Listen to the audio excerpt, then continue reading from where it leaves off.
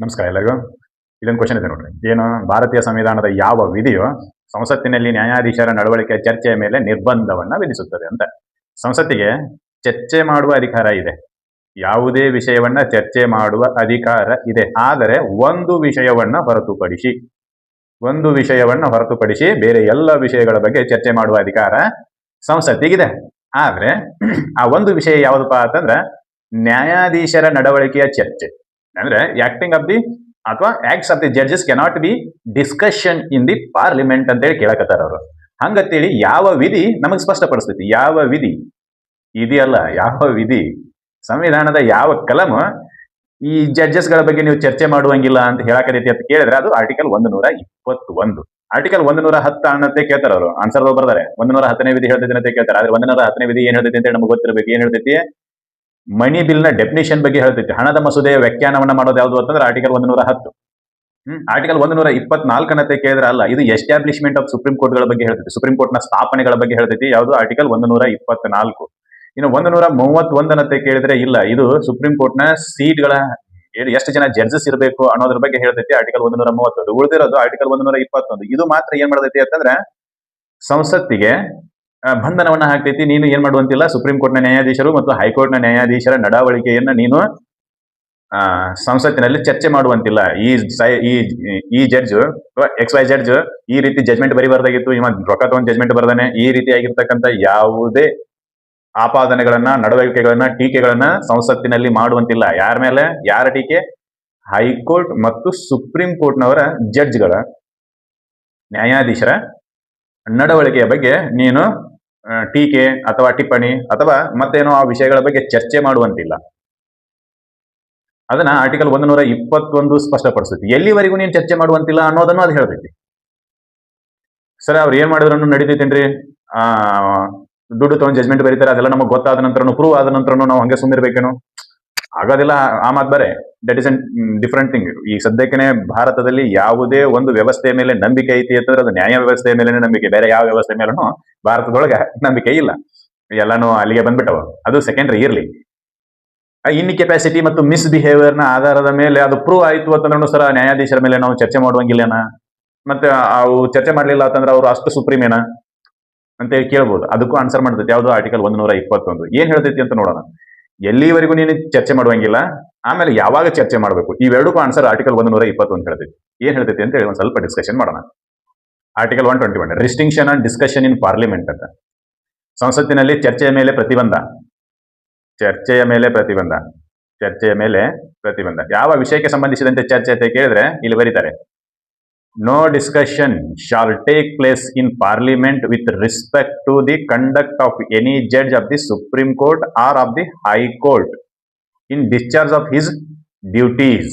ಇಲ್ಲಿ ಒಂದು ಕಲಂ ಮುಗಿತಿದ್ದು ಅಂದ್ರೆ ಒಂದು ಪಾರ್ಟ್ ಮುಗಿತು. ಏನ್ ಹಾಕತಾರೆ? No discussion shall be taken place in the parliament with respect to the conduct of the any judge of the supreme court or of the high court in his discharge of the duties.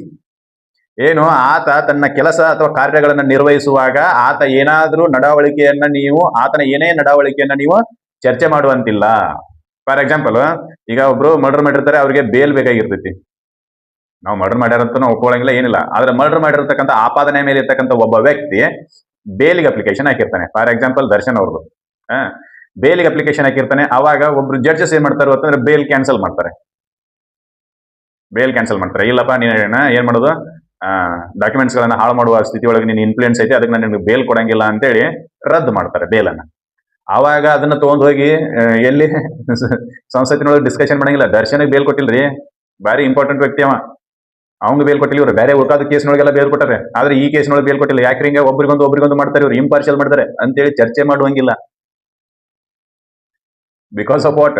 Article 121 restrict the parliament ಗೆ ಪ್ರತಿಬಂಧವನ್ನ ಹಾಕ್ತೈತಿ. ಯಾವುದು? Article 121 ಏನಂತೇಳಿ, ನೀನು ಎಲ್ಲಾ ವಿಷಯಗಳ ಬಗ್ಗೆ ಚರ್ಚೆ ಮಾಡು, ಆದ್ರೆ ಕಂಡಕ್ಟ್ ಆಫ್ ದಿ ಜಡ್ಜಸ್, ಕೆಲಸ ನಿರ್ವಹಣೆ ಮಾಡ್ತಕ್ಕಂಥ ಜಡ್ಜಸ್ ಗಳ ಕೆಲಸದ ಆಧಾರದ ಮೇಲೆ ನೀನು ಚರ್ಚೆ ಮಾಡುವಂತಿಲ್ಲ. ಎಲ್ಲಿವರೆಗೂ ಮಾಡುವಂತಿಲ್ಲ ಅಂತ ಹೇಳ್ತಾರಂತಂದ್ರೆ, except upon motion for presenting an address to the president praying for removal of the judges as hereinafter provided. ಏನು, ಯಾವ ಜಡ್ಜಸ್ ಬಗ್ಗೆ ನೀನು ಚರ್ಚೆ ಮಾಡಬಹುದು ಅಂತ ಹೇಳಿ ಹೇಳ್ತೈತಿ. ಅಲ್ಲಿ ಏನು first part of the article 121 ಏನ್ ಹೇಳ್ತೈತಿ ಅಂದ್ರೆ you can not discuss the conduct of the judges of the high court and supreme court ಅಂತ ಹೇಳ್ತು.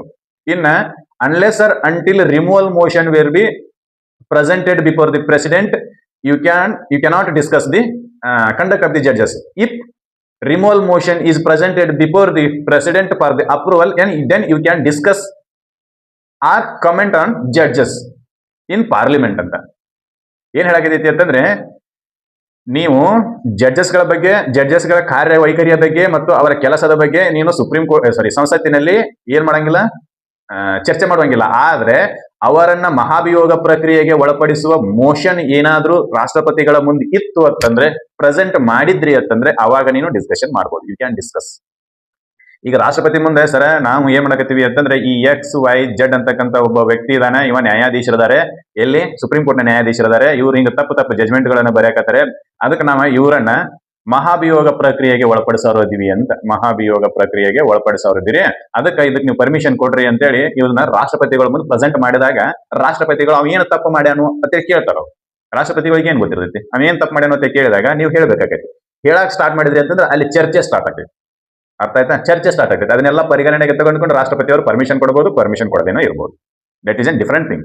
ಬಟ್ ಯಾವಾಗ ನೀನು ಡಿಸ್ಕಷನ್ ಮಾಡಬಹುದು ಈ ನ್ಯಾಯಾಧೀಶರ ನಡವಳಿಕೆಗಳ ಬಗ್ಗೆ ಸಂಸತ್ತಿನಲ್ಲಿ ಅಂತಂದ್ರೆ ಅವರ ಮಹಾಭಿಯೋಗ ಪ್ರಕ್ರಿಯೆ ತರಾವು ರಾಷ್ಟ್ರಪತಿಗಳ ಅನುಮತಿಗಾಗಿ ಕಾಯ್ದಿರಿಸಲ್ಪಟ್ಟಿತ್ತು ಅಂತಂದ್ರೆ ಅವಾಗ ನೀನು ಸಂಸತ್ತಿನಲ್ಲಿ ಚರ್ಚೆ ಮಾಡಬಹುದು.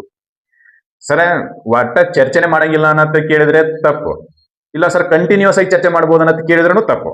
There is an special condition when the removal motion were be presented before the president ಅಂತ ಅವಾಗ ನೀನು ಡಿಸ್ಕಷನ್ ಮಾಡಬಹುದು. ಮಹಾಭಿಯೋಗ ಪ್ರಕ್ರಿಯೆಗೆ ಸಂಬಂಧಿಸಿದಂತೆ ಟರಾವ್ ಏನಾದರೂ ರಾಷ್ಟ್ರಪತಿಗಳ ಮುಂದೆ ಇದ್ದಾಗ ನೀನು ಜಡ್ಜಸ್ಗಳ ಅಥವಾ ನ್ಯಾಯಾಧೀಶರ ನಡವಳಿಕೆಗಳ ಬಗ್ಗೆ ಚರ್ಚೆ ಮಾಡಬಹುದು. There is no bar at all.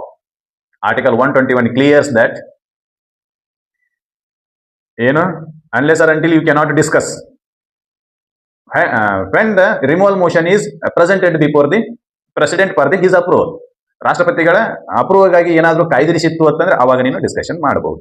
ರಾಷ್ಟ್ರಪತಿಗಳಿಗೆ ಏನ್ ಗೊತ್ತಿಲ್ಲ, ಸರ್ ನಾ ಇಂಥ ಜಡ್ಜಸ್ ಗಳನ್ನ ನಾವೇನ್ ಮಾಡತ್ತೀವಿ ಅಂತಂದ್ರೆ ಮಹಾಭಿಯೋಗ ಪ್ರಕ್ರಿಯೆಗೆ ಒಳಪಡಿಸೋರಿದ್ವಿ ಅಂತ ಹೇಳಿ ಒಂದು ಟರಾವನ್ನ ಮೋಷನ್ ಅನ್ನ ನಾವು ಪಾಸ್ ಮಾಡೋರ್ತೀವಿ ಅಂತ ಹೇಳಿ ರಾಷ್ಟ್ರಪತಿಗಳ ಅನುಮತಿಗೆ ಕಳಿಸ್ಕೊಡ್ತಾರೆ. ಅವಾಗ ರಾಷ್ಟ್ರಪತಿಗಳಿಗೆ ಏನ್ ಗೊತ್ತು, ಅಲ್ಲ ಅವ್ ಏನ್ ತಪ್ಪು ಮಾಡಿ ನನಗೇನು ಗೊತ್ತೇ ಇಲ್ಲ ಅಂತ ಕೇಳ್ತಾರೆ. ಅವಾಗ ಅವ್ರೆ ಆ ಸಂಸತ್ತಿನೊಳಗೆ ಚರ್ಚೆ ಮಾಡ್ತಾರೆ, ಸರ್ ಇಂಥ ಜಜ್ಮೆಂಟ್ ನಲ್ಲಿ ಇಂಥದ್ದೊಂದು ತಪ್ಪು ಮಾಡಿದ್ದಾರೆ, ಇಂಥ ಜಜ್ಮೆಂಟ್ ನಲ್ಲಿ ಹಿಂಗೆ ತಪ್ಪು ಮಾಡಿದ್ದಾರೆ ಸರ್, ಅದಕ್ಕೆ ನಾವು ಇವರನ್ನ ರಿಮೂವಲ್ ಮೋಷನ್ ಮೂಲಕ ಇವ್ರನ್ನ ತೆಗೆದಾಕೋರಿದ್ವಿ ಅಂತ ಹೇಳಿ ರಾಷ್ಟ್ರಪತಿಗಳಿಗೆ ಮನವರಿಕೆ ಮಾಡಿಕೊಡ್ಬೇಕು.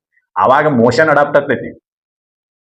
ಮೋಷನ್ ಅಂದ್ರೆ ಲೂಸ್ ಮೋಷನ್ ಅಲ್ಲ, ಮೋಷನ್ ಅಂದ್ರೆ ಟರಾವ್. ಇಲ್ಲಿ ಟರಾವು ಅಡಾಪ್ಟ್ ಮಾಡ್ಕೋತಾರೆ ಸಂಸತ್ತಿನ ಸದನಗಳಲ್ಲಿ. ಆವಾಗ ಎನ್ಕ್ವೈರಿ ಕಮಿಟಿ ರೆಡಿ ಆಕೈತೆ. 1968 ಮೋಸ್ಟ್ಲಿ ಜಡ್ಜಸ್ ಎನ್ಕ್ವೈರಿ ಆಕ್ಟ್ ಅಂತ ಒಂದು ಕಾಯ್ದೆ ಬರ್ತೈತಿ.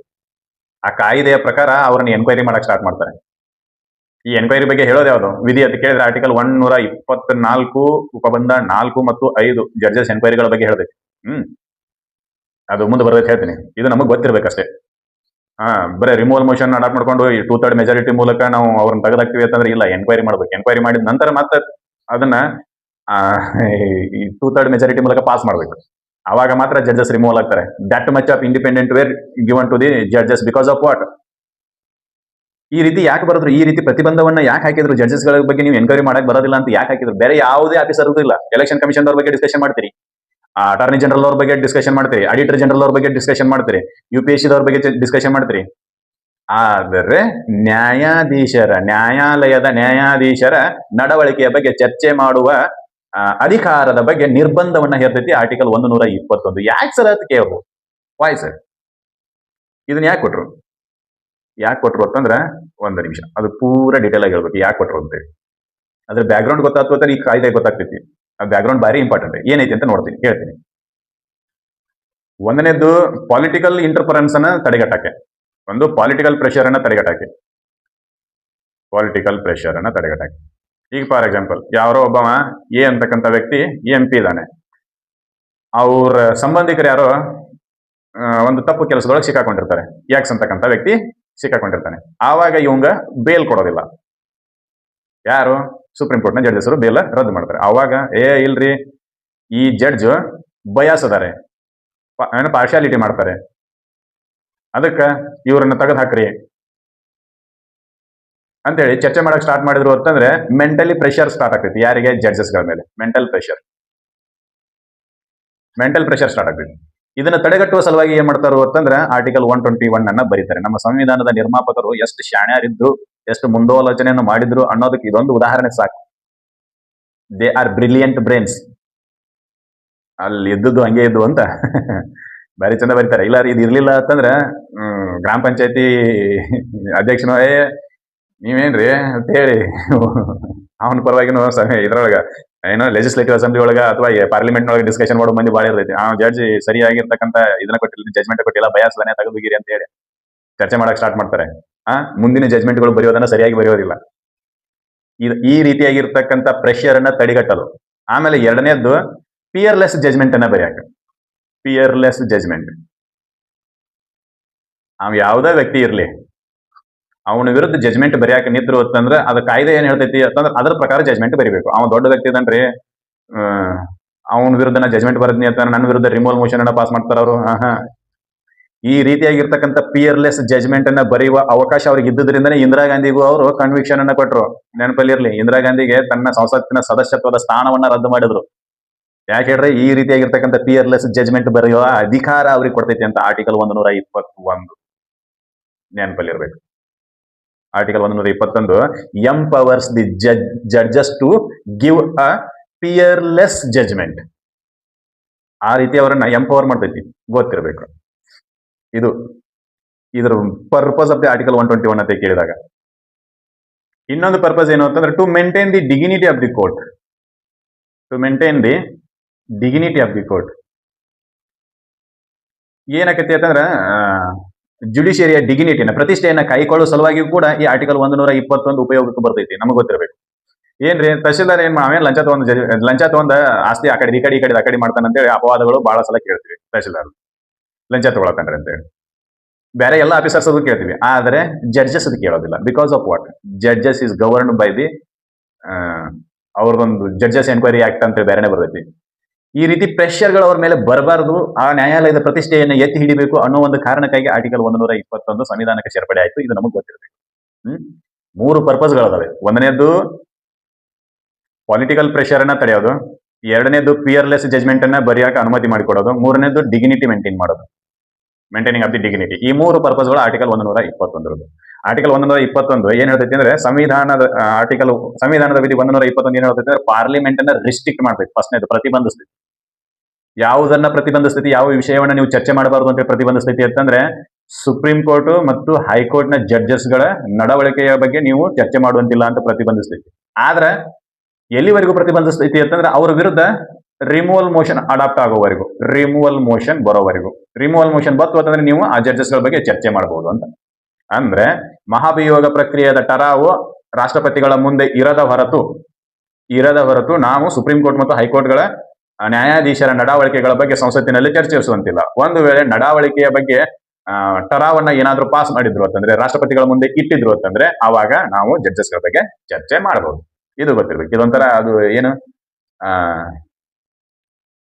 ಯಾರು ಸಾಧು ಕೋಕಿಲ್ ಒಂದು ಡೈಲಾಗ್ ಇಲ್ಲ, ಈ ಗೆರೆ ದಾಟಿ ನೀನು ಬರಂಗಿಲ್ಲ ನಾನು ಬರಂಗಿಲ್ಲ, ಈ ಗೆರೆ ದಾಟಿ ನೀನು ಬರಂಗಿಲ್ಲ ನಾನು ಬರಂಗಿಲ್ಲ ಅಂತ. ಆ ರೀತಿ ಇದು ಬರೀ ಚಂದ ಅದ. ಯು ಕೆನಾಟ್ ಡಿಸ್ಕಸ್, ನೀನು ಈ ಗೆರೆ ದಾಟಂಗಿಲ್ಲ, ಡಿಸ್ಕಸ್ ಮಾಡಂಗೇ ಇಲ್ಲ. ಯಾರ ಬಗ್ಗೆ? ಸುಪ್ರೀಂ ಕೋರ್ಟ್ ಮತ್ತು ಹೈಕೋರ್ಟ್ ನ್ಯಾಯಾಧೀಶರ ಬಗ್ಗೆ. ಎಲ್ಲಿವರೆಗೂ? ಅವರ ವಿರುದ್ಧ ಮಹಾಭಿಯೋಗ ಪ್ರಕ್ರಿಯೆಯ ಮೋಷನ್ ಅಡಾಪ್ಟ್ ಆಗೋವರೆಗೂ, ಮೋಷನ್ ರಾಷ್ಟ್ರಪತಿಗಳ ಮುಂದೆ ಅಪ್ರೂವಲ್ ಇರೋವರೆಗೂ. ಅಪ್ರೂವಲ್ಗೆ ಬತ್ತು ಅಂತಂದ್ರೆ ನೀನು ಜಡ್ಜಸ್ ಬಗ್ಗೆ ಚರ್ಚೆ ಮಾಡಿ, ಏನು ತೊಂದರೆ ಇಲ್ಲ. ಇದು ಗೊತ್ತಿರಬೇಕು. This much of protection were given to the judges of the supreme court and high court. ಭಾರಿ ಚಂದ ಇದೆ. ಇರ್ಲಿ, ಇದು ಮಾಹಿತಿ ನಮಗೆ ಗೊತ್ತಿರಬೇಕು. ಇನ್ನು ಕೆಲವೊಂದಿಷ್ಟು ಕ್ವಶನ್ಗಳಿದಾವೆ, ಅದ್ರ ಬಗ್ಗೆ ಚರ್ಚೆ ಮಾಡೋಣ. ಸಂವಿಧಾನದ 121ನೇ ವಿಧಿಯ ಪ್ರಕಾರ ಯಾವ ನ್ಯಾಯಾಲಯಗಳ ನ್ಯಾಯಾಧೀಶರ ಕರ್ತವ್ಯ ನಿರ್ವಹಣೆಯ ಬಗ್ಗೆ ಸಂಸತ್ತಿನಲ್ಲಿ ಚರ್ಚಿಸಲು ಅವಕಾಶ ಇಲ್ಲ. ಕೇವಲ ಸರ್ವೋಚ್ಚ ನ್ಯಾಯಾಲಯದ ನ್ಯಾಯಾಧೀಶರ ಬಗ್ಗೆ ಏನಂತ ಕೇಳಿದ್ರೆ ತಪ್ಪು. ಕೇವಲ ಉಚ್ಚ ನ್ಯಾಯಾಲಯಗಳ ನ್ಯಾಯಾಧೀಶರ ಬಗ್ಗೆ ಅಂತ ಕೇಳಿದ್ರೆ ತಪ್ಪು. ಸರ್ವೋಚ್ಚ ನ್ಯಾಯಾಲಯ ಮತ್ತು ಉಚ್ಚ ನ್ಯಾಯಾಲಯ ಎರಡೂ ನ್ಯಾಯಾಲಯಗಳ ನ್ಯಾಯಾಧೀಶರ ಕರ್ತವ್ಯ ನಿರ್ವಹಣೆಯ ಬಗ್ಗೆ, ಕಂಡಕ್ಟ್ ಆಫ್ ದಿ ಜಡ್ಜಸ್ಗಳ ಬಗ್ಗೆ ನೀವು ಚರ್ಚೆ ಮಾಡುವಂತಿಲ್ಲ ಅಕಾರ್ಡಿಂಗ್ ಟು ಆರ್ಟಿಕಲ್ 121. ಇದು ಗೊತ್ತಿರಬೇಕು. ಜಿಲ್ಲಾ ನ್ಯಾಯಾಲಯಗಳು ಅನ್ನೋದಕ್ಕೆ ಜಿಲ್ಲಾ ನ್ಯಾಯಾಲಯಗಳ ಬಗ್ಗೆ ಆರ್ಟಿಕಲ್ 121 ಮಾತಾಡೋದೇ ಇಲ್ಲ. ಸೊ ಜಿಲ್ಲಾ ನ್ಯಾಯಾಲಯದ ಬಗ್ಗೆ ಅದು ಮಾತಾಡೋದೇ ಇಲ್ಲ, ಗೊತ್ತಿರ್ಬೇಕು ನಮಗೆ. Article 121 is specifically said that you cannot discuss the conduct of the judges of the Supreme Court and High Court. ಇದು ಗೊತ್ತಿರಬೇಕು. ಎರಡು, ಕೇವಲ ಸರ್ವೋಚ್ಚ ನ್ಯಾಯಾಲಯ ಅಂದ್ರೂ ತಪ್ಪು, ಕೇವಲ ಉಚ್ಚ ನ್ಯಾಯಾಲಯ ಅಂದ್ರೂ ತಪ್ಪು. ಇದು ಉಚ್ಚ ನ್ಯಾಯಾಲಯ ಮತ್ತು ಸರ್ವೋಚ್ಚ ನ್ಯಾಯಾಲಯ ಎರಡೂ ನ್ಯಾಯಾಲಯಗಳ ನ್ಯಾಯಾಧೀಶರ ನಡಾವಳಿಕೆಗಳ ಬಗ್ಗೆ ಚರ್ಚೆ ಮಾಡೋದನ್ನ ನಿರ್ಬಂಧಿಸ್ತದೆ. ಇದು ನಮಗೆ ಗೊತ್ತಿರಬೇಕು. ಇನ್ನು ಇಲ್ಲೊಂದು ಕ್ವಶನ್ ಇದೆ. ಸಂವಿಧಾನದ 121ನೇ ವಿಧಿ ಅಡಿಯಲ್ಲಿ ನ್ಯಾಯಾಧೀಶರ ನಡವಳಿಕೆಗಳ ಬಗ್ಗೆ ಸಂಸತ್ತಿನಲ್ಲಿ ಯಾವಾಗ ಚರ್ಚಿಸಲು ಅನುಮತಿ ನೀಡಲಾಗುತ್ತದೆ? ಯಾವಾಗ ಚರ್ಚೆ ಮಾಡಬಹುದು? ಆರ್ಟಿಕಲ್ 121 ಅದನ್ನು ಹೇಳ್ತೈತಿ, ಚರ್ಚೆ ಮಾಡಬೇಡ್ರಿ ಅಂತ ಹೇಳ್ತೈತಿ. ಆಮೇಲೆ ನಿನಗೆ ಯಾವಾಗ ಚರ್ಚೆ ಮಾಡಕ್ಕೆ ನಾವು ಅವಕಾಶ ಕೊಡ್ತೀನಿ ಅನ್ನೋದನ್ನ ಹೇಳ್ತೈತಿ. ಯಾವ ಸಂದರ್ಭದಲ್ಲಿ ಅಂತ ಕೇಳಿದ್ರೆ ಆನ್ಸರ್ ಒಂದು, ಯಾವುದೇ ಸಂದರ್ಭದಲ್ಲಿ ಏನಂತ ಕೇಳ್ತಾರೆ. ಯಾವುದೇ ಸಂದರ್ಭದಲ್ಲಿ ಅಂತಂದ್ರೆ ಇಲ್ಲ, ನೀನು ಸಿಕ್ಕಾಗಿ ಎಲ್ಲ ಜಡ್ಜಸ್ಗಳ ಬಗ್ಗೆ ಚರ್ಚೆ ಮಾಡುವಂತಿಲ್ಲ. ಇಲ್ರಿ ಇವತ್ತು ಅವ್ರ ಜಜ್ಮೆಂಟ್ ಸರಿ ಬರಲಿಲ್ಲ, ಅದಕ್ಕೆ ನಾವು ಅವ್ರ ಬಗ್ಗೆ ಚರ್ಚೆ ಮಾಡಬೇಕಾಗೈತಿ, ಇದು very important subject to the discussion ಅಂತ ಹೋಗಿ ಸಭಾಪತಿಗೆ ಒಂದು ರಿಕ್ವೆಸ್ಟ್ ಅನ್ನು ಕೊಡುವಂತಿಲ್ಲ. You cannot discuss any time regarding conduct of the judges of the supreme court and high court. ಇನ್ನ ಎರಡನೇದು, ರಾಷ್ಟ್ರಪತಿಗಳು ಅನುಮತಿ ನೀಡಿದರೆ ಅನುಮತಿ ನೀಡಿದ್ರೆ ಡಿಸ್ಕಷನ್ ಮಾಡಬಹುದನ್ನ ಅಂತ ಕೇಳಿದ್ರೆ ಹೋಗಿ ರಾಷ್ಟ್ರಪತಿಗೆ, ಸರ ನಾನು XYZ ರಾಷ್ಟ್ರಪತಿಗಳ ಬಗ್ಗೆ XYZ ಏನು ನ್ಯಾಯಾಧೀಶರ ಬಗ್ಗೆ ನ್ಯಾಯಾಲಯದಲ್ಲಿ ಅವ್ರು ನೀಡಿರ್ತಕ್ಕಂಥ ಜಜ್ಮೆಂಟ್ಗಳ ಬಗ್ಗೆ ನಾನು ಡಿಸ್ಕಷನ್ ಮಾಡೋದನ್ನ ಅಂತ ಕೇಳಿದ್ರೆ ಇಲ್ಲ, ಅವ್ರು ಕೊಟ್ಟರು ಡಿಸ್ಕಷನ್ ಮಾಡಂಗಿಲ್ಲ. ರಾಷ್ಟ್ರಪತಿಗಳ ಅನುಮತಿ ನೀಡಿದ್ರು ಡಿಸ್ಕಷನ್ ಮಾಡಂಗಿಲ್ಲ. ಯಾವಾಗ ಡಿಸ್ಕಷನ್ ಮಾಡಬೇಕು? ಇಲ್ಲಿ ಉತ್ತರ C1 ಐತಿ ನೋಡ್ರಿ, ಹೇಳ್ತಾರೆ. ನ್ಯಾಯಾಧೀಶರನ್ನು ವಜಾಗೊಳಿಸುವ ಕುರಿತು ರಾಷ್ಟ್ರಪತಿಯವರಿಗೆ ಸಲ್ಲಿಸುವ ವಿಳಾಸದ ಪ್ರಸ್ತಾವನೆಯ ನಿರ್ಣಯದ ವೇಳೆ ಮೋಷನ್ ಏನಾದ್ರು ಟರಾವು ಏನಾದ್ರು ನೀವು ರಾಷ್ಟ್ರಪತಿಗಳ ಮುಂದೆ ಇಟ್ಟಿದ್ರಿ ಅಂತಂದ್ರೆ, ಟರಾವು ರಾಷ್ಟ್ರಪತಿಗಳ ಮುಂದೆ ಇಟ್ಟಿದ್ರೆ ಅವಾಗ ಮಾತ್ರ ನೀನು ಆ ಜಡ್ಜಸ್ಗಳ ಬಗ್ಗೆ ಡಿಸ್ಕಷನ್ ಮಾಡ್ಬೇಕು, ಇಲ್ಲ ಆದ್ರೆ ಇಲ್ಲ. ಪ್ರಧಾನಮಂತ್ರಿಯವರು ಆದೇಶಿಸಿದರೆ ಇವರಿಗೆ ಅದಕ್ಕೂ ಸಂಬಂಧನೇ ಇಲ್ಲ. ಲೆಕ್ಕನ ಬೇರೆ ಇವರು. ರಾಷ್ಟ್ರಪತಿಗಳ ಅನುಮತಿಗೂ ಮತ್ತು ರಾಷ್ಟ್ರಪತಿಯವರಿಗೆ ಸಲ್ಲಿಸಿದ ಪ್ರಸ್ತಾವನೆಗೂ ಏನ್ ಡಿಫರೆನ್ಸ್ ಅಂತ ಕೇಳ್ಬೋದು. ಇಲ್ಲ ಕ್ವಶನ್ ಬರ್ತೈತಿ. ಈಗ ನಾನು ಒಬ್ಬನೇ ವ್ಯಕ್ತಿ ಹೋಗಿ ರಾಷ್ಟ್ರಪತಿಗೆ ಹೇಳ್ತೀನಿ, ರಾಷ್ಟ್ರಪತಿಯವರೇ ಸಾಹೇಬ್ರೆ ಏನ್ರಿ ಅಂತಂದು ಕೇಳಿದ್ರೆ, ಈ ಎಕ್ಸ್ ಅಂತಕ್ಕಂಥ ಜಡ್ಜ್, ಸುಪ್ರೀಂ ಕೋರ್ಟ್ ನ ಜಡ್ಜ್ ಸಾಹೇಬ್ರು ಏನ್ ಮಾಡಕತ್ತಾರ ಅಂತಂದ್ರೆ ಇಂಪಾರ್ಷಿಯಲ್ ಜಡ್ಜ್ಮೆಂಟ್ ಬರೆಯಕತ್ತಾರ, ಅವ್ರ ಬಗ್ಗೆ ನಾನು ಡಿಸ್ಕಷನ್ ಮಾಡಬೇಕು ಸಂಸತ್ತಿನಲ್ಲಿ, ನನಗೆ ಅನುಮತಿ ಕೊಡ್ರಿ ಅಂತೇಳಿ ನೀವು ರಾಷ್ಟ್ರಪತಿಯವರನ್ನ ಹೋಗಿ ಕೇಳಿದ್ರೆ, ರಾಷ್ಟ್ರಪತಿ ಅನುಮತಿ ಕೊಟ್ಟಾದ ನಂತರ ನಿನಗೆ ಏನ್ ಮಾಡಕ್ ಬರ್ತೈತೇನ ಅಂತ ಕೇಳ್ತಾರೆ. ರಾಷ್ಟ್ರಪತಿ ಅನುಮತಿ ಕೊಟ್ಟರು, ನೀನ್ ಡಿಸ್ಕಷನ್ ಮಾಡ್ಬಾ, ಏನ್ ತೊಂದರೆ ಇಲ್ಲ ಅನುಮತಿ ಕೊಟ್ರಂದ್ರೆ ಅವಾಗ ನೀನು ಹೋಗಿ ಡಿಸ್ಕಷನ್ ಮಾಡ್ಬೋದೇನ? ಇಲ್ಲ. ಆರ್ಟಿಕಲ್ 121 ಅದನ್ನು ತಡೆಗಟ್ಟತೈತಿ. ಏನಂತ ಹೇಳ್ತೈತಿ ಅದು ಆರ್ಟಿಕಲ್ 121? ನ್ಯಾಯಾಧೀಶರನ್ನ ವಜಾಗೊಳಿಸುವ, ಅವರನ್ನ ರಿಮೂವಲ್ ಮಾಡುವ ಅಥವಾ ಮಹಾಭಿಯೋಗ ಪ್ರಕ್ರಿಯೆಗೆ ಟರಾವನ್ನ ನೀನ್ ಏನಾದ್ರೂ ಪಾಸ್ ಮಾಡಿದ್ರಿ, ಟರಾವನ್ನ ನೀವೇನಾದ್ರೂ ಪಾಸ್ ಮಾಡೋರಿದ್ರಿ ಅಂತೇಳಿ ರಾಷ್ಟ್ರಪತಿಗಳ ಮುಂದೆ ಹೇಳಿದ್ರಿ ಅಂತಂದ್ರೆ, ಟರಾವ್ ಪಾಸ್ ಮಾಡೋದು ಹೆಂಗು? ಆರ್ಟಿಕಲ್ 124 ಉಪಬಂಧ 4 ಹೇಳ್ತೈತಿ. ಹೆಂಗಂದ್ರೆ 2/3 ಮೆಜಾರಿಟಿಯಿಂದ ಟರಾವ್ ಪಾಸ್ ಆಗ್ಬೇಕು. ಇಲ್ಲಿ ನೀನು ಒಬ್ಬನೇ ಹೋಗಿ ಅನುಮತಿ ಕೇಳ್ತಿ, ಇಲ್ಲಿ 2/3 ಜನ ಎಲ್ಲರೂ ಹೋಗಿ ಒಪ್ಪಿಕೊಂಡಿರ್ಬೇಕು. ಅಂದ್ರೆ ಮಾತ್ರ ನೀನು ಡಿಸ್ಕಷನ್ ಮಾಡ್ಬೇಕು. 2/3 ಜನ. ಅದಕ್ಕ ಟರಾವ್ ಅಂತ ಕರಿತೀವಿ. ಟರಾವ್ಗೆ ಎಲ್ಲರದು ಅನುಮತಿ ಇತ್ತು ಅಂತಂದ್ರೆ ಮಾತ್ರ ಅದು ರಾಷ್ಟ್ರಪತಿಗಳಿಗೆ ಹೋಗ್ತೈತಿ, ಇರ್ಲಿಲ್ಲ ಅಂತಂದ್ರೆ ಇಲ್ಲ. ಟರಾವಿಗೂ ಮತ್ತು ಕೇವಲ ನೀನು ಒಬ್ಬನೇ ಕೇಳುವ ಪರ್ಮಿಷನ್ಗೂ ಡಿಫ್ರೆನ್ಸ್ ಇರ್ತೈತಿ. ಅದಕ್ಕೆ ಏನ್ ಮಾಡ್ಬೇಕು ಅಂತಂದ್ರೆ, ಅನುಮತಿ ಕೇಳಿದಾದನು ಕೂಡ ಅನುಮತಿ ನೀನ್ ಫಸ್ಟ್ ಆಫ್ ಆಲ್ ಕೇಳಕ್ಕೆ ಬರೋದಿಲ್ಲ, ಕೇಳಿರೋನು ಅವ್ರ ಅನುಮತಿ ಕೊಟ್ಟರು ಡಿಸ್ಕಷನ್ ಮಾಡಕ್ ಬರಂಗಿಲ್ಲ. ಎಲ್ಲಿವರೆಗೂ? ಟರಾವ್ ಅಂತಕ್ಕಂಥ ಪದ ನೆನಪಿರ್ಲಿ, ಮೋಷನ್. ಇದನ್ನ ಇಂಗ್ಲಿಷ್ನೊಳಗ ಮೋಷನ್ ಅಂತ ಕರಿತೀವಿ sir. Relative motion, state motion, rectangular motion, ಇವೆಲ್ಲ ಮೋಷನ್ಗಳು, ಅವು ಫಿಸಿಕ್ಸ್ ಮೋಷನ್. ಇದು ಮೋಷನ್ ಟರಾವ್, ಇದು ಗೊತ್ತಿರಬೇಕು. ಇದನ್ನ ಪಾಸ್ ಮಾಡುವ ಪ್ರಕ್ರಿಯೆಯನ್ನ ರಾಷ್ಟ್ರಪತಿಗಳ ಅನುಮತಿಗಾಗಿ ಇಡದ ಹೊರತು ನೀವು ಡಿಸ್ಕಷನ್ ಮಾಡಕ್ ಬರೋದಿಲ್ಲ, ಇದು ಗೊತ್ತಿರಬೇಕು. ಇನ್ನೊಂದು ಕ್ವಶನ್ ಐತೆ, ನೆಕ್ಸ್ಟ್ ನೋಡೋಣ. ಸಂವಿಧಾನದ 121ನೇ ವಿಧಿಯ ಮುಖ್ಯ ಉದ್ದೇಶ. What is the main purpose of the article 121 of the Indian constitution ಅಂತ ಕೇಳಕತ್ತಾರ. ಸಂಸತ್ತಿನ ಸಮಯವನ್ನು ಉಳಿಸೋದನ್ನ ಕೇಳಿದ್ರೆ ಇಲ್ಲ, ಇದು ಹಾಸ್ಯಾಸ್ಪದನ. ಯಾಕಂತಂದ್ರೆ ಸಂಸತ್ತಿನ ಸಮಯವನ್ನು ಹಾಳು ಮಾಡೋರ ಎಲ್ಲರೂ ಸಂಸದರು. ಇದಂತೂ ಬಿಡ್ರಿ ದಂಡಿಗೆ. ಕಾರ್ಯಾಂಗದ ಅಧಿಕಾರವನ್ನು ಹೆಚ್ಚಿಸೋದು, ಇದಕ್ಕೂ ಅದಕ್ಕೂ ಏನು ಸಂಬಂಧನೇ ಇಲ್ಲ. ಕಾರ್ಯಾಂಗಕ್ಕೂ ನ್ಯಾಯಾಂಗಕ್ಕೂ ಏನು ಸಂಬಂಧನೇ ಇಲ್ಲ. ಇನ್ನು ನ್ಯಾಯಾಂಗದ ಸ್ವತಂತ್ರವನ್ನ ಶಾಸಕಾಂಗದ ಟೀಕೆಗಳಿಂದ ರಕ್ಷಿಸುವುದು. ಇದ ಒಂದು 100% ಆನ್ಸರ್. ಯಾಕಂತಂದ್ರೆ ನಾವು ಫಸ್ಟಿಗೆ ಹೇಳಿವಿ, ಪಾಲಿಟಿಕಲ್ ಪ್ರೆಷರ್ದಿಂದ ಅದನ್ನ ತಡಿಬೇಕು. ಶಾಸಕಾಂಗ ಅಂತಂದ್ರೆ ಯಾರ್ಯಾರು ಶಾಸನವನ್ನ ಮಾಡಲು ಆಯ್ಕೆಯಾಗಿರ್ತಾರೋ ಅವರೆಲ್ಲ ಶಾಸಕಾಂಗದ ಸದನದ ಸದಸ್ಯರು. ಹೌದಾ? ಶಾಸಕಾಂಗ ಅಂತಂದ್ರೆ ಅಲ್ಲಿ ಯಾರ್ಯಾರು ಎಲ್ಲರೂ ಕೂಡಿ ಶಾಸನವನ್ನ ಮಾಡುವ ಅಧಿಕಾರವನ್ನು ಹೊಂದಿರ್ತಾರೆ, ಅವರೆಲ್ಲ ಶಾಸಕಾಂಗದ ಸದಸ್ಯರು, ಶಾಸಕಾಂಗದ ಮೆಂಬರ್ಸ್ ಅವರೆಲ್ಲ. ಹೌದಾ? ಅವರ ಟೀಕೆ ಮತ್ತು ಟಿಪ್ಪಣಿಗಳಿಂದ ನ್ಯಾಯಾಂಗದ ಸ್ವತಂತ್ರತೆಯನ್ನು ರಕ್ಷಣೆ ಮಾಡೋದು ಆರ್ಟಿಕಲ್ 121. ಇದು ಗೊತ್ತಿರಬೇಕು. ಇನ್ನು ನ್ಯಾಯಾಧೀಶರ ಮೇಲಿನ ನಿಯಂತ್ರಣವನ್ನು ಬಲಪಡಿಸೋದನ್ನ ಕೇಳಿದ್ರೆ ಇದಕ್ಕೂ ಅದಕ್ಕೂ ಏನು ಸಂಬಂಧ ಇಲ್ಲ. ಇದು ಆನ್ಸರ್ ತಪ್ಪು. ಉಳಿದಿರೋದು ಯಾವುದು? ನ್ಯಾಯಾಂಗದ ಸ್ವತಂತ್ರವನ್ನ ಶಾಸಕಾಂಗದ ಟೀಕೆಗಳಿಂದ ರಕ್ಷಿಸುವುದು. It is the main purpose of the article 121 of the Indian constitution. ಇದು ನಮಗೆ ಗೊತ್ತಿರಬೇಕು. ಈ ಮಾಹಿತಿ ಬಹಳ ಸಲ ಎಕ್ಸಾಮ್ಗೆ ಬರ್ತೈತಿ. ಇದು ಆರ್ಟಿಕಲ್ 121 ಬಗ್ಗೆ ಒಂದು ಹೊಂದಿಸಿ ಬರೆಯರು ಒಳಗರ ಬರ್ತೈತಿ, ಇಲ್ಲ ಡೈರೆಕ್ಟ್ ಆಗಿರ ಬರ್ತೈತಿ. ಯಾವ ವಿಷಯವನ್ನ ಸಂಸತ್ತಿನಲ್ಲಿ ಚರ್ಚೆ ಮಾಡುವಂತಿಲ್ಲ, ಡೈರೆಕ್ಟ್ ಆಗಿ ಈ ರೀತಿ ಬರ್ತೈತಿ. ಇರ್ಲಿಲ್ಲ ಅಂತಂದ್ರೆ ಹೇಳಿಕೆ ರೂಪದೊಳಗಾದ್ರೂ ಬರ್ತೈತಿ. ಇದು ಗೊತ್ತಿರಬೇಕು. ಇದ್ರ ಬಗ್ಗೆ ಬಹಳ ಚಂದ ಅನುಭವ ಇರಬೇಕು, ಆಮೇಲೆ ಅದ್ರ ಬಗ್ಗೆ ಕಮಾಂಡ್ ಇರಬೇಕು. ಈ ಮಾಹಿತಿ ಬಗ್ಗೆ. ಈ ಮಾಹಿತಿ ನಿಮಗೆಲ್ಲ ಇಷ್ಟ ಆಗೈತೆ ಅಂತ ನಾನು ಅನ್ಕೋತೀನಿ. ಇಷ್ಟ ಆಗಿತ್ತು ಈ ಮಾಹಿತಿನ ಎಲ್ಲರಿಗೂ ಶೇರ್ ಮಾಡ್ರಿ. ನಮ್ಮ ಚಾನಲ್ ಅನ್ನ ಸಬ್ಸ್ಕ್ರೈಬ್ ಮಾಡ್ರಿ, ಆಮೇಲೆ ಲೈಕ್ಸ್ ಕಮೆಂಟ್ ಮಾಡ್ರಿ. ಮುಂದಿನ ವಿಡಿಯೋದಲ್ಲಿ ಆರ್ಟಿಕಲ್ 122 ಬಗ್ಗೆ ಡಿಸ್ಕಷನ್ ಮಾಡೋಣ. ಇದೇನ್ ಹೇಳ್ತೈತಿ ಅಂತ. ಇಲ್ಲಿವರೆಗೂ ಸಂಸತ್ತು ಏನ್ ಹೇಳ್ತು, ಸಂಸತ್ತಿಗೆ ಪ್ರತಿಬಂಧನೆ ಮಾಡಿತ್ತು ಏನಂತೇಳಿ, ನೀವು ನ್ಯಾಯಾಧೀಶರ ನಡವಳಿಕೆಗಳನ್ನು ಚರ್ಚೆ ಮಾಡುವಂತಿಲ್ಲ ಅಂತ. ಇನ್ನ ಆರ್ಟಿಕಲ್ 122 ಸಂಸತ್ತಿನ ಬಗ್ಗೆ ನೀನು ಚರ್ಚೆ ಮಾಡುವಂತಿಲ್ಲ ಅಂತ ನ್ಯಾಯಾಧೀಶರಿಗೆ ಹೇಳಿತ್ತು. ಆರ್ಟಿಕಲ್ 122 ಅದೇ ಹೇಳಕತ್ತೀವಲ್ಲ, ಸಾಧು ಕೋಟಿಲೆಂದು 121 ಈ ಕಡೆ, 122 ಈ ಕಡೆ. ನೀನು ಈ ಗೆರೆ ದಾಟಿ ಬರಂಗಿಲ್ಲ, ನಾನು ಈ ಗೆರೆ ದಾಟಿ ಬರಂಗಿಲ್ಲ. ಮಾತಾಗಿರ್ಬೇಕು. ಇದು ಹಂಗೆ ಇದೆ, ಇಲ್ಲಿ ಮಾತು ಹಂಗೆ ಐತಿ. Article 122 protects the parliamentary conduct. Parliamentary conduct ನಡವಳಿಕೆಗಳನ್ನ ರಕ್ಷಣೆ ಮಾಡ್ತೈತಿ. ಎಲ್ಲಿ? ಕೋರ್ಟ್ನಲ್ಲಿ ಕೆಲವೊಂದಿಷ್ಟು ಕೇಸ್ಗಳನ್ನ ನೀವು ಹಾಕಕ್ಕೆ ಬರೋದಿಲ್ಲ. ಅದರ ಬಗ್ಗೆ ಆರ್ಟಿಕಲ್ 122 ಇರ್ತೈತಿ. ಅದನ್ನ ಮುಂದಿನ ವಿಡಿಯೋದಲ್ಲಿ ಡಿಸ್ಕಷನ್ ಮಾಡೋಣ, ಗೊತ್ತಿರಬೇಕು. ಇದಿಷ್ಟು ಮಾಹಿತಿ ಆರ್ಟಿಕಲ್ 121 ಬಗ್ಗೆ. ಆರಾಮಾಗಿ ಮತ್ತಿನೇನೈತಿ ಇದ್ರ ಬಗ್ಗೆ ಮುಗಿತು. ಮುಂದಿನ ವಿಡಿಯೋದಲ್ಲಿ ಆರ್ಟಿಕಲ್ 122 ಬಗ್ಗೆ ಚರ್ಚೆ ಮಾಡೋಣ. ಅಲ್ಲಿವರೆಗೂ ಆರಾಮಾಗಿ ಓದ್ರಿ, ಆರಾಮಾಗಿ ಊಟ ಮಾಡ್ರಿ, ಆರಾಮಾಗಿ ತಿರುಗಾಡ್ರಿ, ಆರಾಮಾಗಿ ಪೇಪರ್ಗಳನ್ನ ಡಿಸ್ಕಷನ್ ಮಾಡೋದು ಬರ್ರಿ. ಯಾಕಂತಂದ್ರೆ PC ಎಕ್ಸಾಮ್ಗಳು ಬಹಳ ಬೇಗ ನಡೆಯುವ ಸಾಧ್ಯತೆಗಳು ಜಾಸ್ತಿ ಇದಾವೆ ಆಗಸ್ಟ್ ನೊಳಗೆ ಅಂತ ಹೇಳಿ ಅಂದ್ರೆ. ಬಟ್ ಎಷ್ಟರ ಮಟ್ಟಿಗೆ ಸರಿನೋ ತಪ್ಪೋ ನಮಗೆ ಗೊತ್ತಿಲ್ಲ. ಬಟ್ ಆಗಸ್ಟ್ ಟೈಮನ್ನ ನೀವು ಫಿಕ್ಸ್ ಮಾಡ್ಕೊಂಡು ಓದಾಕ ಸ್ಟಾರ್ಟ್ ಮಾಡ್ರಿ. ಹೆಚ್ಚು ಕ್ವಶನ್ ಪೇಪರ್ಗಳನ್ನ ಬಿಡಿಸುವ ಮೂಲಕ, ಆಮೇಲೆ ರಿವಿಷನ್ ಮಾಡೋದ್ರ ಮೂಲಕ ನೀವು ಯಶಸ್ವಿ ಆಗ್ರಿ ಅಂತ ಹೇಳ್ತಾ ಮುಂದಿನ ವಿಡಿಯೋದಲ್ಲಿ ಮತ್ತೆ ಭೇಟಿಯಾಗೋಣ. ಅಲ್ಲಿವರೆಗೂ ಧನ್ಯವಾದಗಳು. ಜೈ.